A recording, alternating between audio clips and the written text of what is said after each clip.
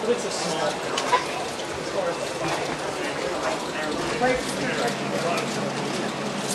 Stuff here before?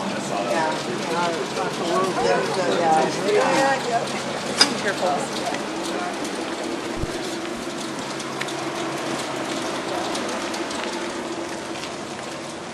Right through the flies.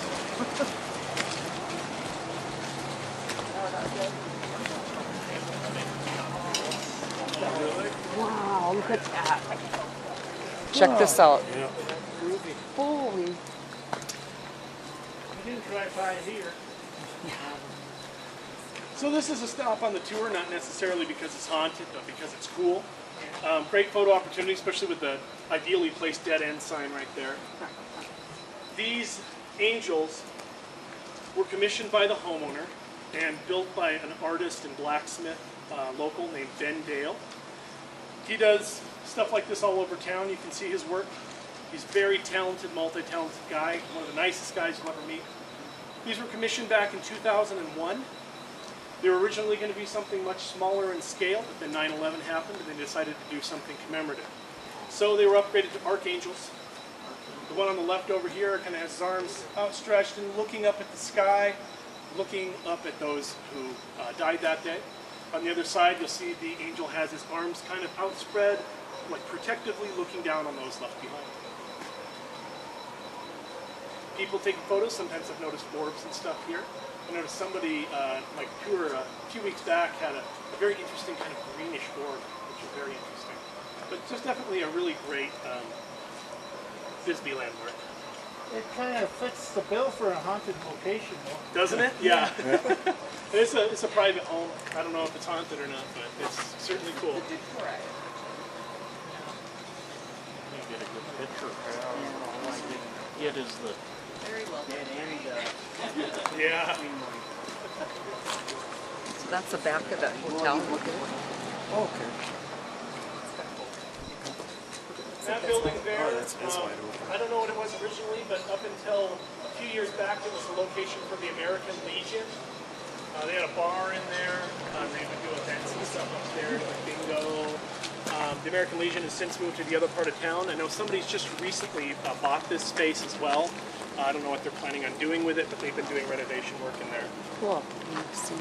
Beautiful old building.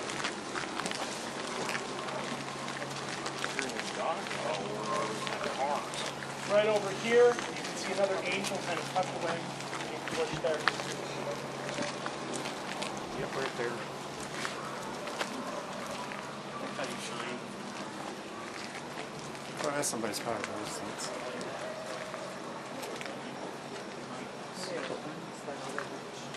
We're looking at the angel that's right in the corner. That's why we're shining the light for you guys.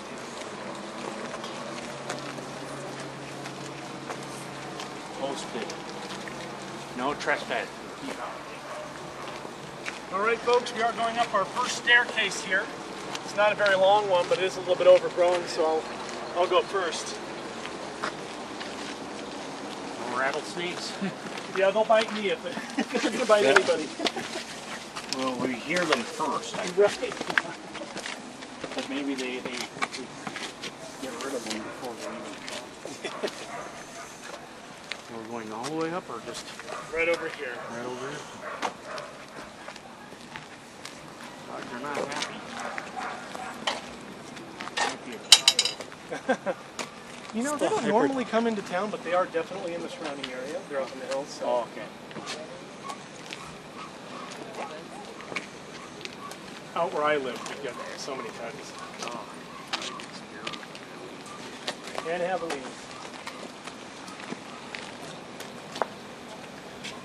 Okay, folks, first I'd like to point out to you, at the very top of the hill there, you'll see an Art Deco building, very large building with one lit window. That used to be Bisbee High School. Long, long before I went to high school here, it has not been a high school for a very long time. Until recently, it was actually the county library. The reason we mention it is because it's actually in the Guinness Book of World Records for having a ground level entrance on each one of its 4 floors, which is kind of cool. If you head up this alleyway here, go up some stairs, there's a ground level entrance to the first floor. Driving up Around here leads you to the parking lot with ground level entrance to the second floor. There's a very steep hill that goes up along the far side with ground level entrance to the third and fourth floors. But we didn't just come here to talk about a high school. If you actually look directly below it there, you'll see the building with the lit up balcony and the eerie green light above the door. That is the Oliver House. And one of my favorite stops, because this one has a very strong history behind it. And it was built in the early 1900s and was actually a boarding house for miners. I do really recommend staying there if you have a chance. It's a B&B now. They have a very lovely breakfast. It's a really cool old historical building and is also probably one of the most haunted places in Arizona.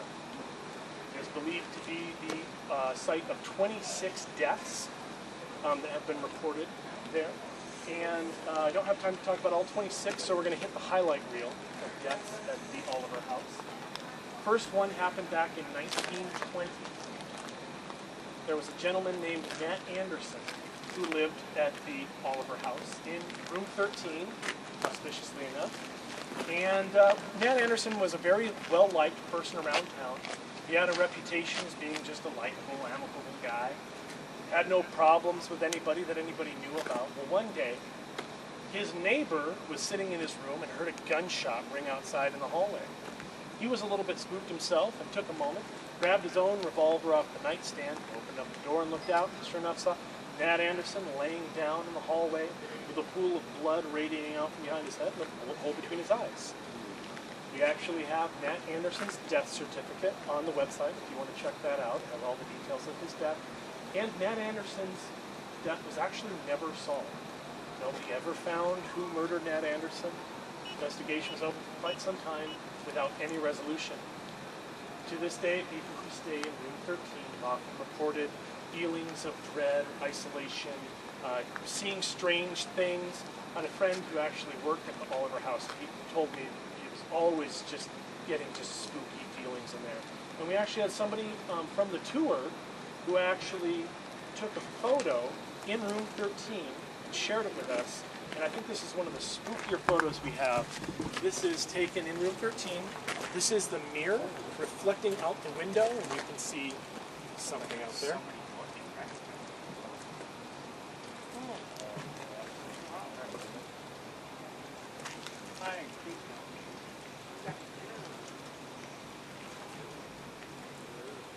Now, the interesting thing about this particular photo is room 13 does not have balcony access. It is on the second story. So that person is standing in midair outside of the window. So it adds a little bit of a spook factor to it. Beyond that, we have one more incident we're going to talk about, some more deaths that happened in the mid-1930s. Mid-1930s, there was a man who lived in room 14 who was very unwisely involved with the wife of a local police officer who had a bit of a reputation for flying off the handle. Well, this police officer showed up at the Oliver House one night, drunk and enraged, demanding to see his wife, barged inside with his gun drawn, went up to room 14, kicked in the door, saw his wife in the arms of another man. So he shot the man, shot his wife, went around through the Oliver House, shooting anybody and everybody he could find, accounting for some 9 to 11 of the additional deaths. Oliver House then left the premises and took his own life. This was reported in the local newspapers. That said, I definitely recommend staying there. They've got a super great breakfast. Check it out.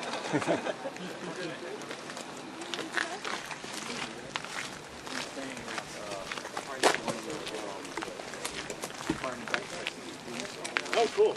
Supposedly the doll last night me and my buddy, he's the tall guy, we were sitting in bed talking, and all of a sudden we heard a knock, and the doll was facing right through the door.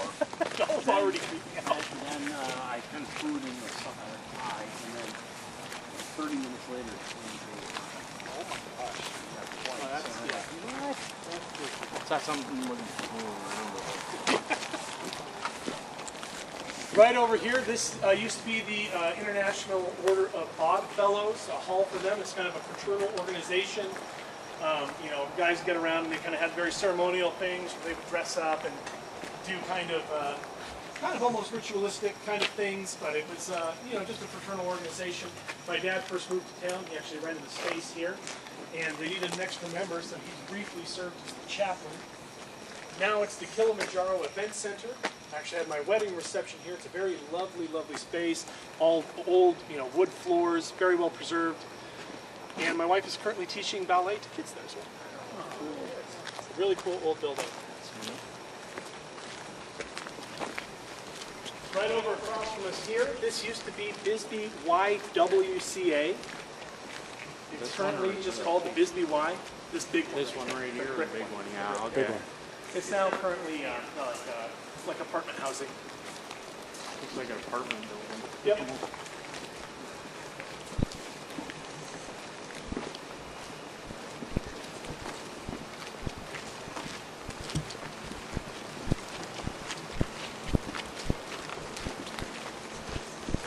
Now across the street here, this other big brick behemoth, this was the YMCA. But it is no longer functioning as a Y. It is currently the Bisbee Gym Club Suites. You can actually rent off the entire third floor and balcony.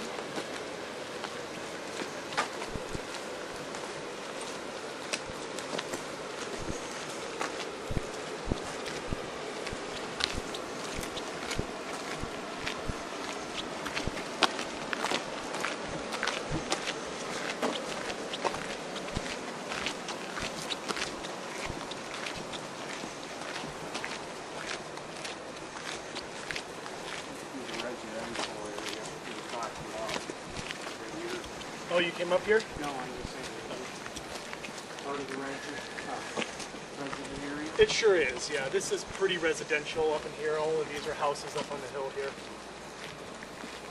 There's a church up here. There's a lot of churches in Bisbee. There's a church here, church right over there. Okay. Brief stop right here. This is Central School. We already saw the high school. This school is where kids from kindergarten through 5th grade went to school. Currently, it has not been a school for a very, very long time. And currently, this is the Bisbee Central School Project. Central School Project is basically like an artist collective. Artists from around town kind of rent out space here. They have a board and make decisions together. And they host events here. They do art galleries, or art openings. They have plays and movie screenings. It's a very cool old building. It's got the original auditorium. It's got the bell tower and everything. We have a little bit of a story about the bell tower. Bell tower wasn't only used just to remind kids to get to class. At its inception in the early 1900s, this tower was also used as a watchtower. There was actually a lot of bad relations with the local Native American tribes, most especially the Apache. And there was a belief locally that the Apache might come and raid the town and take away women and children. So there was a watch here, and they actually used to do drills where they would ring the bell a certain way, and kids around town were actually instructed to leave home. And there's a big old split-mirrored cave mine over there, where they were actually all instructed, all the kids were actually instructed to go up there and hide out until they got the all clear. To our knowledge, no kids actually ever died or were hurt doing this, but you can imagine the anxiety of the parents, not only worrying about the kids potentially being abducted and hiding out in the mine. People have also said that they've seen Native American spirits or ghosts in town. And most often those accounts tend to say that they look sad, lost, or alone. Do they let you go in on tours into anything? Or they want you to One, go outside? well, usually 2 buildings, but there's a private event going on at the Copper Queen Hotel right now. So we're actually going to go into the Bisbee Inn Hotel, which is really cool. And we're going to head down this way. Are those cribs right there? Those buildings there look the smaller ones. I don't know. Sometimes they kind of, I just look to them. Yeah.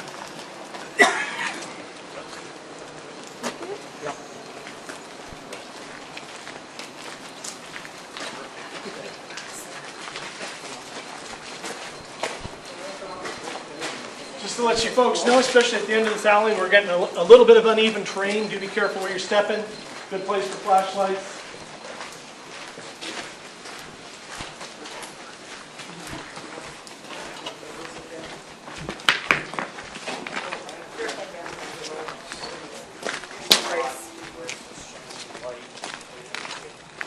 Right over there is the back of the Copper Queen Hotel. We're actually going to end our trip in the front of it, and we're actually heading around this way.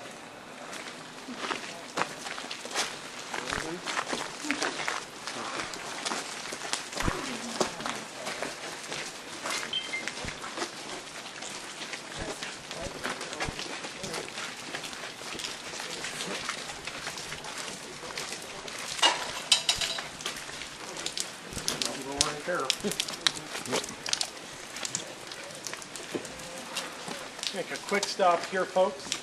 This right here is Bisbee's Broadway Street. It is neither broad nor really a street anymore. I don't know why it's called Broadway. Perhaps these homes weren't encroaching on this street a long time ago.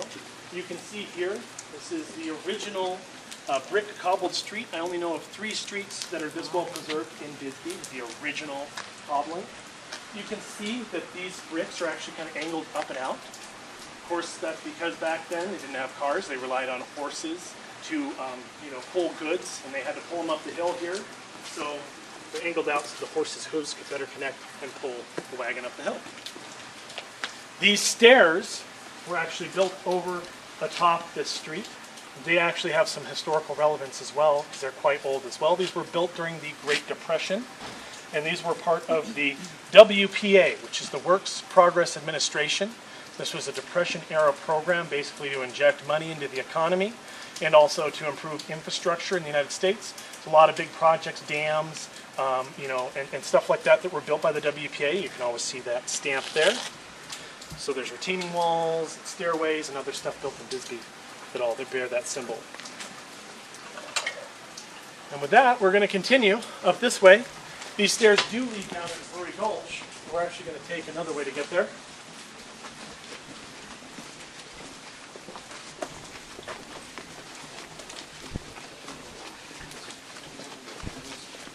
What's that?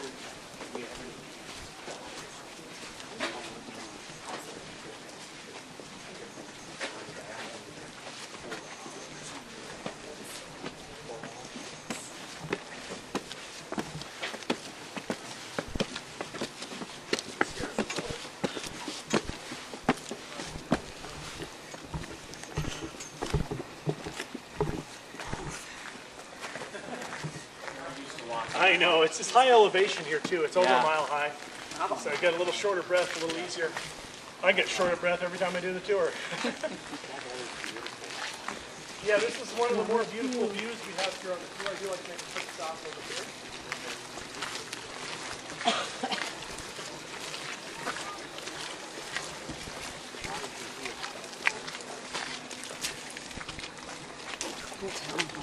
Oh, God, yeah. So out here, this is Bisbee's Brewery Gulch. One of the better views we're going to get along the tour. Great place for photos. And I'll offer a few highlights of what we can see around town here. Over there, you can see a greenish clock tower, kind of dome-like building. That is the Pythian Castle. It used to be the headquarters of another fraternal organization known as the Knights of Pythias. A couple buildings over, you can see a square kind of brick building. That's the Bisbee Inn, historically the Hotel L'Amour. We're actually going to go in that building a little bit later. That's the one that's way across there with the lights in front of it, that kind of middle brick building.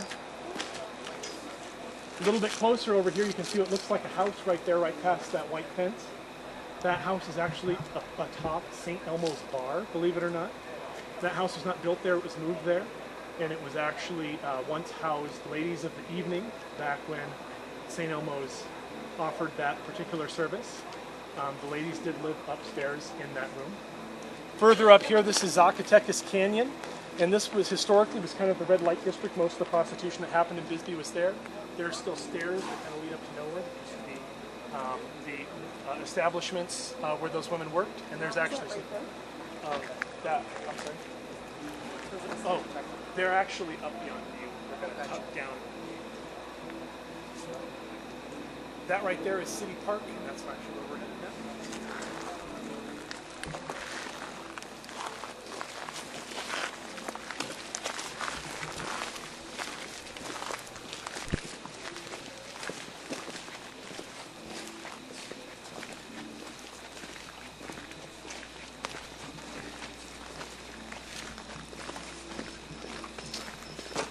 a lot of stairs here. Yep, but we're going down them. Which is easy. Yeah. This is actually the start of the Bisbee 1000 stair climb. It's right at the bottom of this. Oh, we saw these Yeah? earlier today. We're like, oh my goodness. We're going up these. No, mercifully we are not.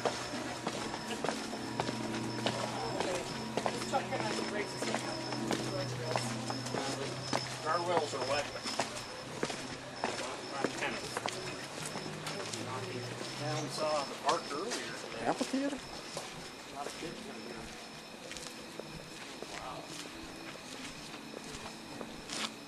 So this is Bisbee City Park, dedicated in 1916. You can already hear my voice echoing here. This band shell was built before microphones were in common use, so it's definitely meant to project your voice.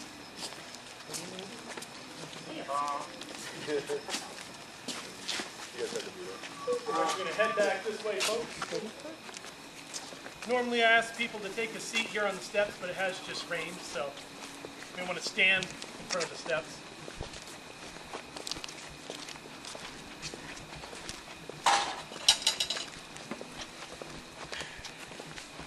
You can see here there's a mural painted on the steps here by a local artist named Montague Eaton. He's done quite a few murals like this around town.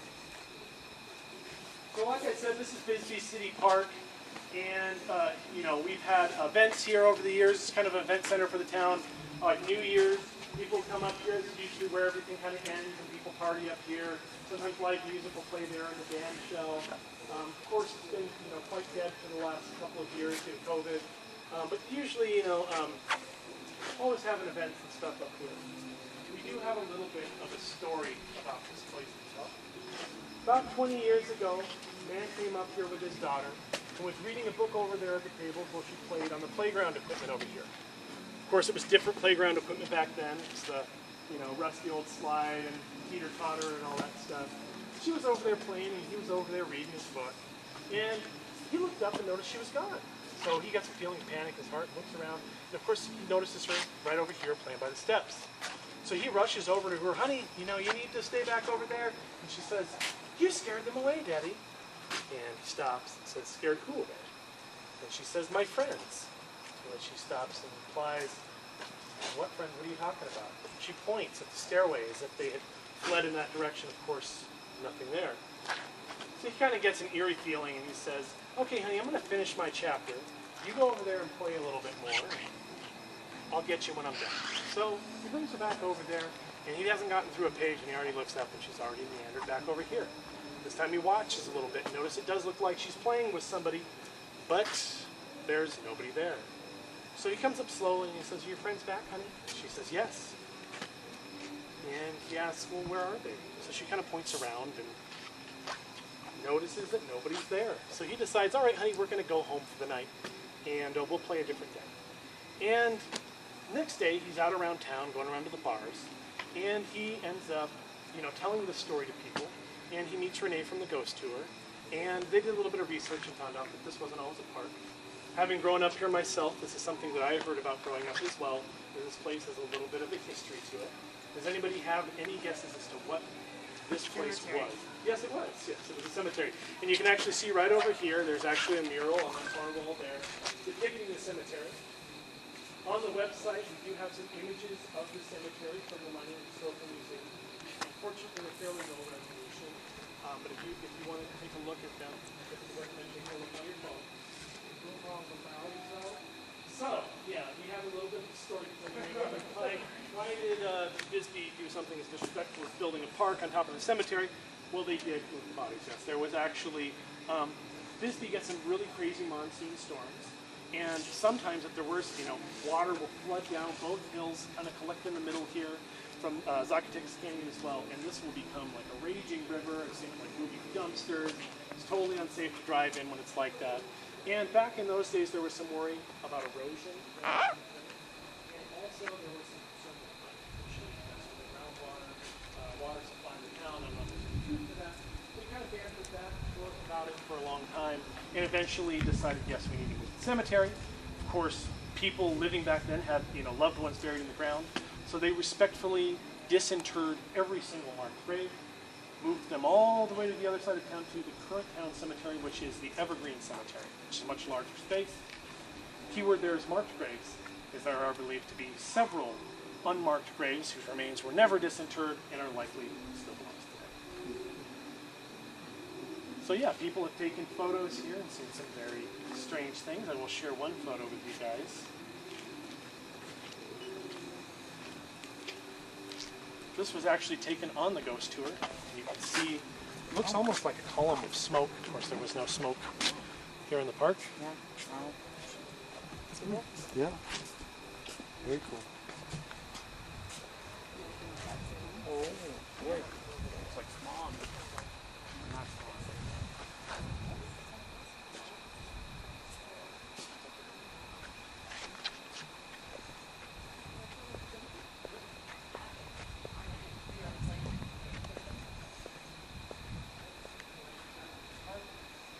Definitely recommend taking any photos.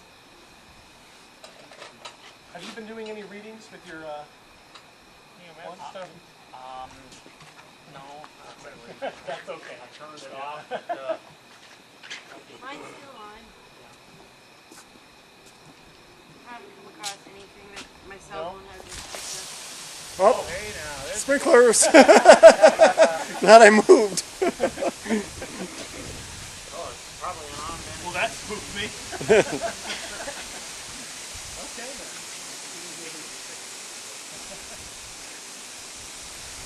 Well, with that, we're actually ready to continue on the tour here, folks.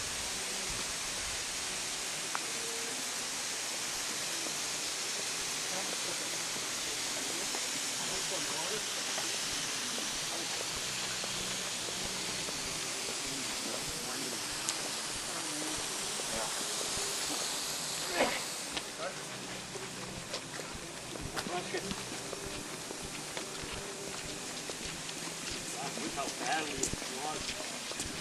From just the sprinklers. Brendan, look at the picture I understand something now. What happened, look.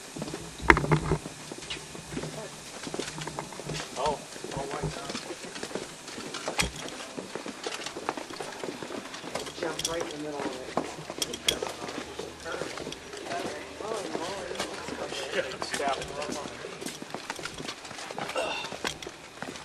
So there's a little way around. you can go right here. Sure, yeah. So this is Brewery Gulch right here. Again, this leads up to Zacatecas Canyon. And the bar, St. Elmo's Bar right there.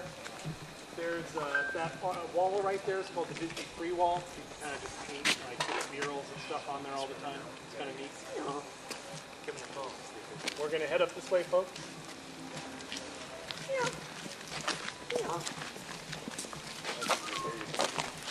Yeah.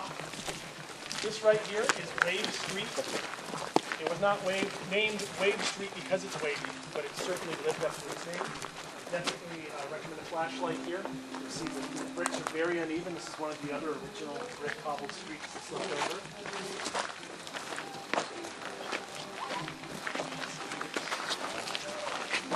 Hold on.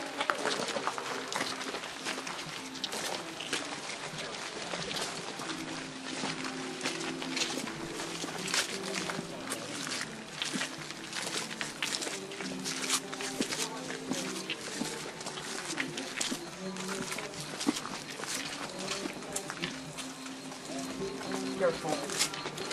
Careful, Bryce. Yeah. A little uneven brick. Yeah. Fort Bar, so named because it's in room 4 of the original Silver King Hotel, but also because it only seats 4 people inside. It is Arizona's smallest bar.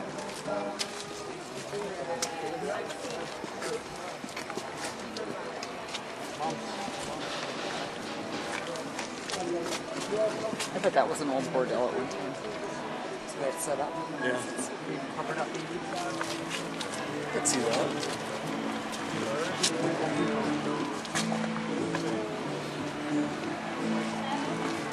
So many books in here. Careful on you.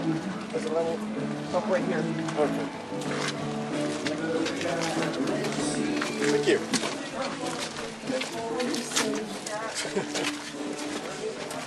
I knew they said we might need flashlights.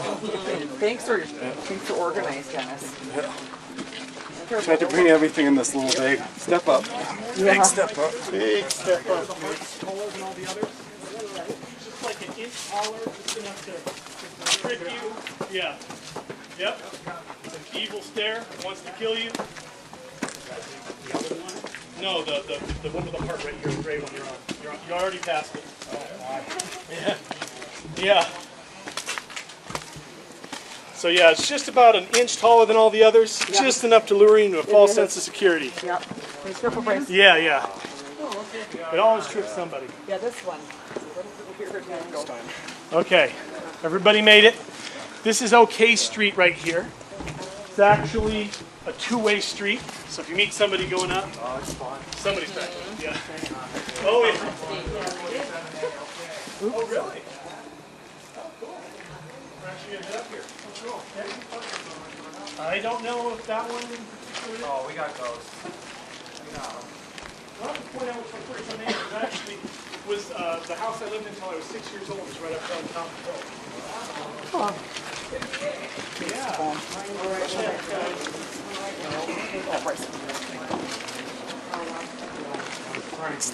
Oh, yeah. Barely see my phone. We have another highest light city.